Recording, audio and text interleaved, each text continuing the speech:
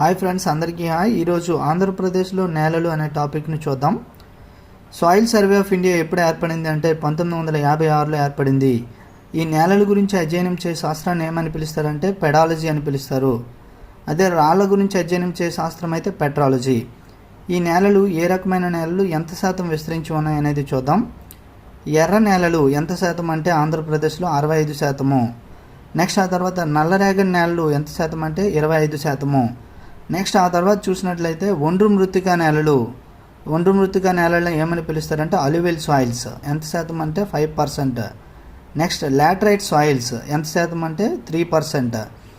Next తీర ప్రాంతపు ఇసుక మృత్తికలు ఎంత అంటే 2%. ఈ నేలల్లో అత్యంత సారవంతమైన నేలలు ఏవి అంటే ఒండ్రు మృత్తికా నేలలు. గమనించండి. అదే ఇండియాలో చూసినట్లయితే ఒండ్రు మృత్తికా నేలలు మొదటి స్థానం 43%, తర్వాత ఎర్ర నేలలు 18.5, నల్లరేగడి